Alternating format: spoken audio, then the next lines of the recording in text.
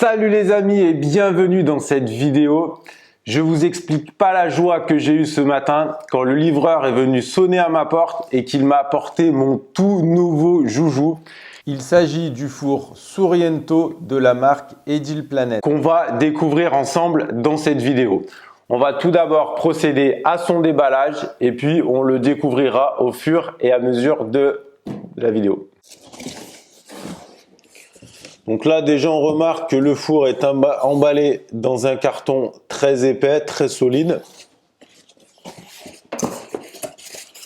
On a deux petits morceaux de polystyrène qui tiennent le four à l'intérieur.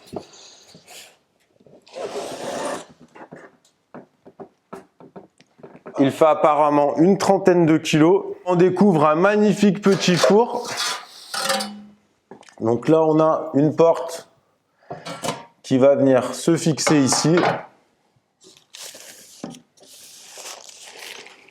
On a des documents, ou alors plutôt un tissu ou une housse. On va voir ça. Non, c'est un tablier.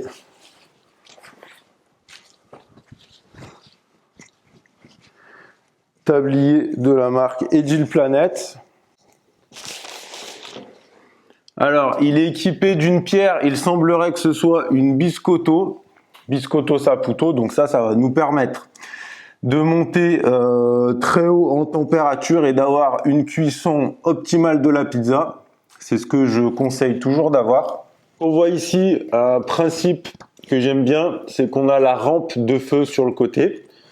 Donc c'est un four à gaz, donc on aura toute la rampe de feu pour cuire la pizza sur ce côté. C'est quelque chose que j'aime bien parce que lorsque c'est au fond, on a une tendance à brûler la pizza derrière, on s'en aperçoit pas et souvent elle reste froide devant, donc ça demande un peu plus de manipulation, alors que quand elle est sur le côté, en général, on a une meilleure cuisson de la pizza. Donc avant la première utilisation, ce que je vous conseille, c'est de passer un petit coup de chiffon. Si jamais votre pierre est un petit peu sale, mais là, ça n'a pas l'air d'être le cas, vous passez un coup de brosse sur la pierre également. C'est un four qui a 4 petits pieds directement fixés dessus et qui se pose directement sur la table. On voit également que notre four est bien protégé par une pellicule en plastique qu'il faudra retirer impérativement avant la première utilisation. On va venir ensuite installer ce petit robinet à l'arrière du four qui va nous servir à se raccorder au gaz. Donc je viens tout simplement le visser ici.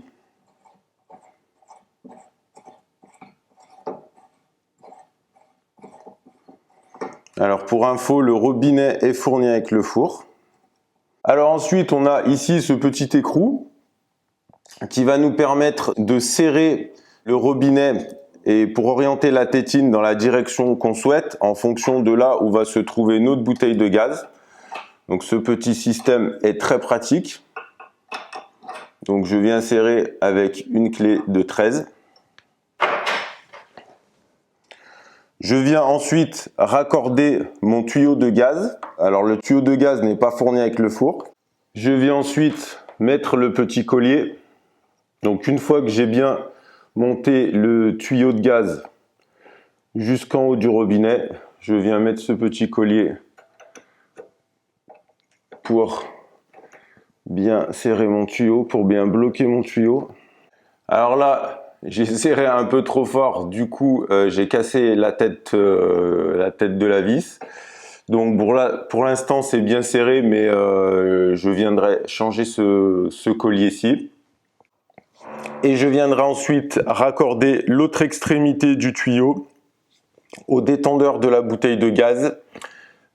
Pour info, le gaz qu'on va utiliser sera du propane.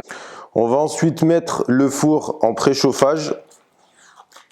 Du coup, avant ça, on enlève le plastique protecteur.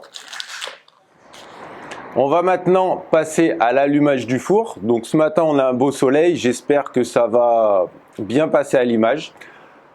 Avant ça, on va prendre quelques dimensions. Alors en profondeur, robinet compris, on est à environ 59 cm. En largeur, on est à 58 cm. La hauteur totale, pied compris, fait 30 cm.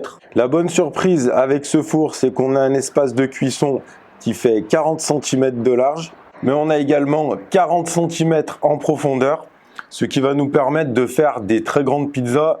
Alors pour être à l'aise, je dirais jusqu'à 35 cm environ. Pour allumer ce four, on va utiliser un allume-gaz à long bec. Je vais ouvrir le robinet à l'arrière, je vais placer mon allume-gaz et rapidement, je vais l'allumer. Une fois notre four allumé, on va le laisser monter jusqu'à 100 degrés. Alors, on va le laisser monter progressivement.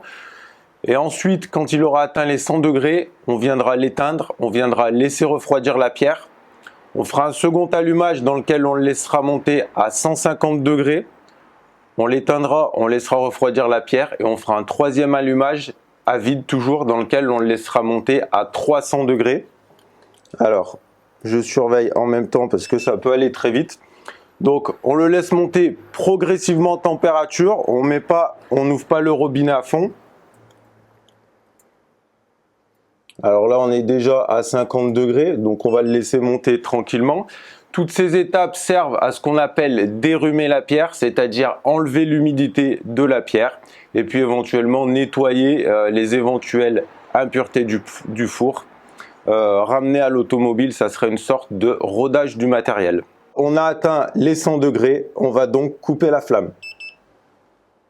Donc évidemment, pour connaître la température du four, on aura besoin d'un thermomètre laser. Voilà pour cette petite présentation du four Edilplanet Sorrento. Pour tout ce qui concerne les cuissons, parce que j'ai hâte de l'essayer, ça sera dans les prochaines vidéos. Donc je vous propose de vous abonner à ma chaîne, activer la petite cloche pour être sûr de ne pas louper la sortie des prochaines vidéos. Si jamais ce four vous intéresse, je vous mets les liens du revendeur français dans la description de la vidéo. Il y aura également un groupe Facebook sur lequel vous pourrez aller chercher des informations, un groupe de discussion au sujet de ce four. N'hésitez pas à laisser des commentaires en dessous de la vidéo et à me poser des questions si vous avez besoin de plus de précision. Si cette petite vidéo vous a plu, pensez bien à mettre un like et sur ce, moi je vous dis à bientôt pour une prochaine vidéo. Ciao!